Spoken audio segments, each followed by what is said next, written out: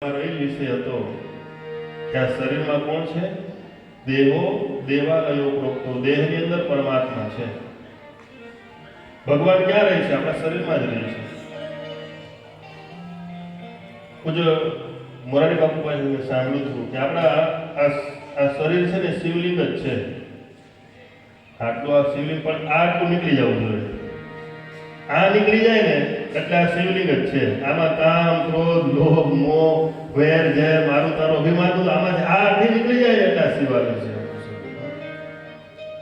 અને એ કહે છે કે તમને જ્યારે બાથરૂમમાં સ્નાન કરતા હો કોઈ જગ્યાએ, ત્યારે એક ટબ ભરી અને આ શિવાલય પર ચડાવો પાણી. અને શિવાલય પર ચડાવવાનો શ્લોક બોલે ને, ગંગે ચ યમુને ચૈવ ગોદાવરી સરસ્વતી નર્મદે સિંધુ કાવેરી જલેસ્મિન સન્નિધિ. આપણે સ્નાન કરીએનો શ્લોક છે. ગંગા સિંધુ સરસ્વતી ચ યમુના ગોદાવરી નર્મદા કાવેરી સરયુ મહેન્દ્ર તનયા ચરમણવતી વેદિકા ક્ષિપ્રાવૈત્રવતી મહાસુર નદી ખ્યાતા જયા ગંડકી પૂર્ણાન પૂર્ણ જલે સમુદ્ર સહિતમ તીર્થમ સદા મંગલમ. આ શરીરની અંદર પરમાત્માનો વાસ છે. એમાં ભગવાન શિવ રહે છે, જીવની સાથે શિવ રહે છે. તો આ દેવાલય છે, આ 24 તત્વનું બનેલું શરીર છે, પણ આપણે ભગવાન પાસેથી ભાડે લીધેલું છે. આપણે આની કિંમત ચૂકવવાની પડતી. જેટલું સારું શરીર જોતું હોય એટલી એની કિંમત આપવી પડે. પણ એ કઈ કિંમત? પુણ્ય રૂપી કિંમત. જેટલું પુણ્ય કરો એટલું સારું શરીર. બાકી ભગવાન પાસે કઈ ખોટ નથી શરીરની. કેટલા શરીર છે? 84 લાખ શરીર છે. કેટલા છે? એમાંથી કોઈ સર્વોત્તમ શરીર હોય ને તો આ મનુષ્યનું શરીર છે. પછી સ્ત્રી હોય કે પુરુષ હોય, 84 લાખમાં કોઈ શ્રેષ્ઠ શરીર હોય તો આ મનુષ્ય શરીર છે. અને એ પણ પાછું આપણે ભાડે લીધેલું છે. આનું ભાડું આપવું પડે. ભાડું ન આપો તો આ શરીર, મેં કીધું ને, નારાયણ ક્યારે છે? નીરમાં. નીર ક્યાં છે? શરીરમાં. શરીરમાં કેટલું પાણી છે? વધારે પાણી છે શરીરમાં.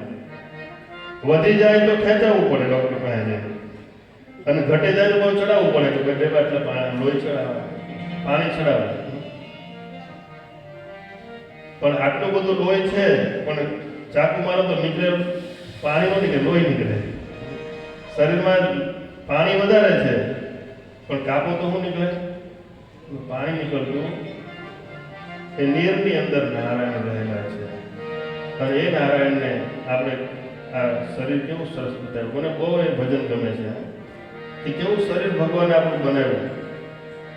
આપણા હાથ, આપણા પગ, આપણા અવયવો, આપણા કાન, આપણા નાક, કેટલું બધું સ્ટેટ બનાવ્યું છે. સહેજ આડું કર્યું તો આડું કર્યું તો કેવું થાય? તો આપણે ખાવા બેસીએ તો આપણે પેલા ખાવા વાળી થાળી હોય એ રોટલી તોડવાની, પછી આ બાજુ આંખને દેખાડવાની, પછી નાકને સુંઘાડવાની, પછી જ્યાં મોઢું હોય ત્યાં પધરાવવાની, પછી ચાવે. પણ ભગવાને કેવું સીધું બનાવ્યું કે આમ જોવાઈ જાય એટલે ખબર પડી જાય, અડો એટલે ગરમ છે ખબર પડી જાય, મોઢા આગળ લઈ જાય એટલે સ્મેલ આવી જાય, સારું છે કે નહીં, અહીંથી નાક કામ કરી લે, બધું સેન્સર મૂકેલું ભગવાને. અને પછી સીધું અંદર જાય દાંત ખાવાનું કામ કરે, જીભ ચકી લે, બહુ ગરમ નથી, તીખું નથી ને. કેટલું ભગવાનની વ્યવસ્થા છે આ બધી. આડો હોય તો બધું સેન્સર અલગ મૂક્યા દેતો, કેમ કે આપણે સુગંધ આવે તો જ ખાઈ ને. અડે તો ખબર પડે ખાવા જેવું છે કેમ. ભગવાને કેવું શરીર બનાવ્યું છે? સીધું. ભગવાને આપણું શરીર બહુ સીધું બનાવ્યું છે. અને કૂતરાનું, ગાયનું શરીર બધાએ આડું બનાવ્યું છે. પણ આડું બનાવેલું શરીર સીધું ચાલે છે, અને સીધું બનાવેલું શરીર સીધું બનાવેલું શરીર પણ સીધું જ ચાલે છે. પણ ચાલવું હોય. આજે આ સાંઈ સનાતનની કૃપાથી આજે આપણું બધાનું શરીર સીધું ચાલ્યું છે, એટલે મંડપમાં બેઠા છીએ. આજે સીધું ન ચાલ્યું હતું તો અહીંયા થોડા હતા આપણે. આ દેહો, આ શરીર આપણને ભાડે મળ્યું છે. મને બહુ ભાવ ગમે કે આ ભગવાનની કારીગરી કેવી છે. આમાં કડિયા તારી ઘરની કારીગરી કેવી પાણીને બાંધી રહેલી મારા ભાર આરતી પામશો કોને મંગળાનો માંગનારો સાયા ભરનારો એવો મારા ભાઈ મારુતિ ભક્તો કોને જણાવો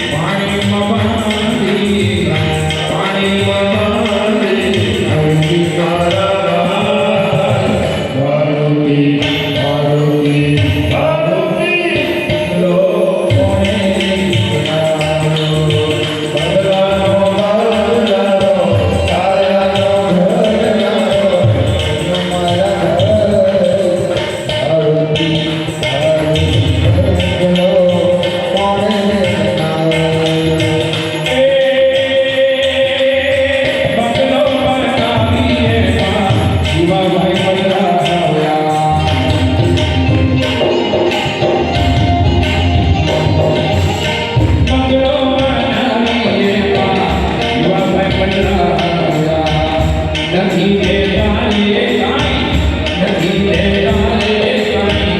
મારું મારા ભગવાન પાર્વતી પાર્વતી પાર્વતી મારો કોણે લાવ્યો? બંગલાનો બાંધનારો, કાયાનો ભરનારો, એનો મારા ભગવાન. પાર્વતી પાર્વતી. કોણે આ ભગવાને આપણને શરીર આપ્યું છે. ભાડું ક્યાં છે? આવું સુંદર શરીર આપ્યું છે. 84 લાખ શરીર તેમાંથી સર્વોત્તમ કોઈ શરીર હોય તો આ શરીર છે. આ શરીરમાં 10 દરવાજા છે. આંખના દરવાજા, કાનના દરવાજા, નાસિકાના દરવાજા, મુખના દરવાજા, મળમૂત્રના દરવાજા, 10 દરવાજાઓ બતાવ્યા છે. 9 દરવાજા વાળી આ નગરી છે. અને એમાં જીવાભાઈ પધરાવ્યા છે. પણ જીવાભાઈ પછી આમાં આવી ગયા પછી ભૂલી જાય ભગવાનને. પોતાને જ ભગવાન આમ બંગલાનો માલિક સમજવા મળે. આ શરીર એ શરીર માધ્યમ ખરું ધર્મ સાધન. શરીર જે છે ને એ ધર્મની સાધી લેવા માટે આ શરીર આપ્યું છે. આ શરીર આપ્યું હોય તો કોઈની મદદ કરવી જોઈએ. શરીર આપ્યું હોય તો કોઈનો હાથ પકડીને એનો ઉદ્ધાર કરવો જોઈએ. શરીર આપ્યું હોય તો કોઈના દુઃખ દૂર કરવા જોઈએ. આ શરીર એવું છે કે કોઈના સુખની વાતો સાંભળીને અત્યારે કળયુગમાં એવું શરીર થઈ ગયું છે કે કોઈના દુઃખની વાતો સાંભળે તો શરીર બહુ આનંદિત થાય છે.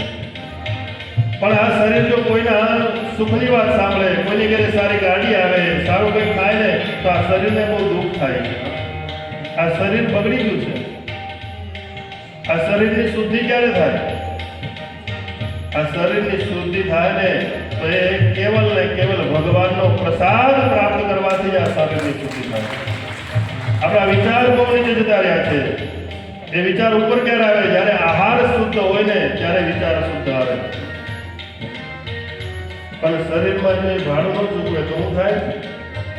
ઉઠો જીવા ભાઈ જમણા બોલાય.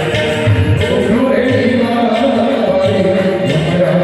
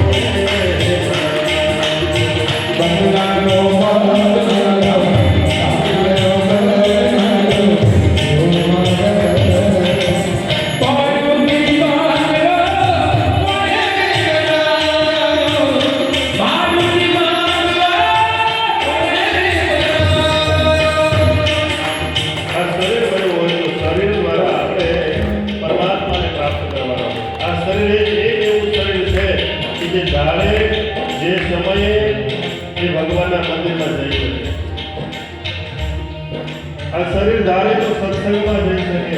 આ શરીર ધારે તો કરી શકે. બાકી ગધેડાનું, કૂતરાનું, ગાયનું કોઈ શરીર હોય તો કોઈ મંદિરમાં ઘૂસવા દે નથી દેતું. આ એક જ શરીર એવું છે કે ધારે તો ભગવાનના મંદિરમાં પણ પહોંચે અને ભગવાન પણ બની શકે. આ શરીર બની શકે ભગવાન. પણ બીજું કોઈ આ શરીર આ સુધી પહોંચતું. પણ મારો મહાદેવ કેટલો ઉદાર છે કે આ જીવને પણ બોલાવે અને ઓલા નંદીને પણ પાસે રાખે, કુર્મને પણ પાસે રાખે, સર્પને પણ પાસે રાખે. બધા જ શરીર શ્રેષ્ઠ છે પણ સર્વોત્તમ શ્રેષ્ઠ હોય તો માનવ શરીર છે. મનુષ્યએ એકબીજાની મદદ કરવી જોઈએ. મનુષ્યએ એકબીજાની સાથ આપવો જોઈએ. કોઈના દુઃખમાં સહભાગી થવું ને એ આ શરીરનું સાર્થકપણું છે. કોઈ પણ હોય, સગો વાલો કોઈ પણ હોય, એને પણ દુઃખ આવતું હોય ને ત્યારે આપણે પહેલા ત્યાં પહોંચી જવું જોઈએ. ભલે એના સુખમાં આપણે ન પહોંચી શકીએ, એ આપણે ન બોલાવે તો વાંધો નહીં, પણ કોઈ આપણે દુઃખ આવ્યું હોય ને ત્યારે આ શરીરથી ત્યાં પહોંચવું જ જોઈએ. તો ભગવાનને એમ થાય કે મેં આને શરીર આપ્યું ને એને શરીરની કિંમત કેવી છે. આપણે ઘરે પ્રસંગ હોય તો આપણે શું કરીએ? 2-5 મહેનો વધારે આવવાના હોય એટલે આપણી પાસે તો એક કુકર હોય, 5 કિલોનું કુકર હોય,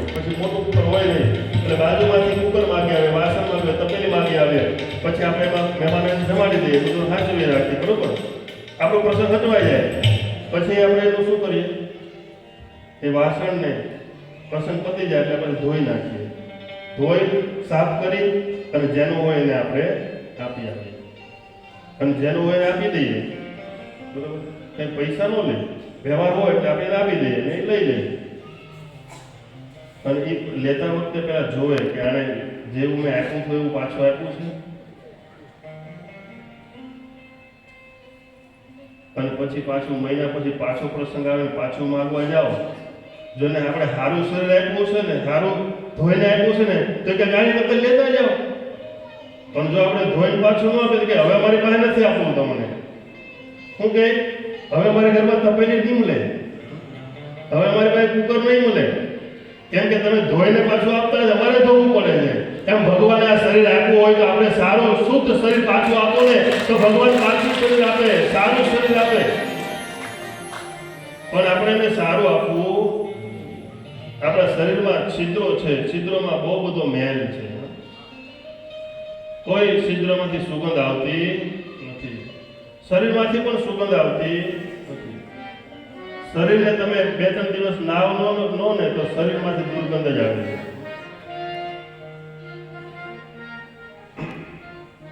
પણ મેં જોયું છે, મેં તપાસ્યું છે કે જે ભજનમાં લીન હોય ને એના શરીરમાંથી સુગંધ આવે છે. જે ભક્તિમાં લીન હોય, જેને ગુરુ મંત્ર સેવો હોય, જે જપ કરતો હોય, તપ કરતો હોય, સ્વાધ્યાય કરતો હોય, એ પોતાના કર્મમાં નિષ્ઠા હોય, શ્રદ્ધા હોય ને, એના શરીરમાંથી સુગંધ આવે છે. અને સત્પુરુષોને પરસેવો થતો નથી. શરીર સારું હોય તો પરસેવો ન થાય, પણ શરીરમાં ગમે એવું નાખ્યું હોય, ગમે ત્યાં શરીર લઈ ગયા હોય તો કોઈ શરીરમાં પરસેવો થાય, દુર્ગંધ થાય. નીતિ નિયમ વગરનું શરીર એ ભ્રષ્ટ થઈ જાય, અપવિત્ર થઈ જાય, એ દુર્ગંધ મારે. આ શરીરનું કોઈ કીધું કે શરીરની કઈ ગતિ છે? ગરુડ પુરાણ કહે છે કે શરીરની 3 ગતિ છે. કાં તો એને આપણે ચિતા ઉપર ભસ્મ ચડાવી દેવાનું, સળગાવી દેવાનું છે, કાં તો એને જમીનમાં દાટી દેવાનું છે, કાં તો નદીમાં વહાવી દેવાનું છે. કોઈ ધર્મમાં કૂવામાં લટકાવી રાખે છે, કોઈ ધર્મમાં દાટી રાખે છે. किसी की लाश को यहाँ गीधों को खिलाई जाती है, किसी की लाश यहाँ मुर्दों में दफनाई जाती है, और यूं ही बना बना के प्यारे तेरी दुनिया मिटाई जाती है. गमे एम કરીને બધું શરીર નાશવંત છે. આ નાશવંત શરીરથી શાશ્વત પરમાત્માને પ્રાપ્ત કરવાના છે. શરીર નાશવંત, શરીર કોઈ ઋણથી કોઈ રહેવાનું નથી. અત્યારે જે દેખાય છે શરીર 5 વર્ષ પછી આવું નહીં હોય. આમાં કંઈક ને કંઈક ક્ષતિ આવી ગયો છે. નાશવંત શરીર છે. વિષ્ણુ પુરાણ કહે ને કે નિત્ય પ્રલય થઈ રહ્યો છે, નિત્ય પ્રલય થઈ રહ્યો છે. આ શરીરમાંથી ધીમે ધીમે પ્રલય થઈ રહ્યો છે.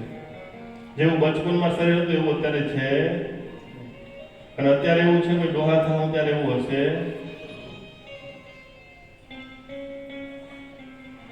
નાશવંત શરીર છે. શરીર જો તમે ચિતા ઉપર નાખશો તો ચિતા ઉપર બળીને રાખ થઈ જાય, રાખ ઉપર કૂતરાઓ બેસશે.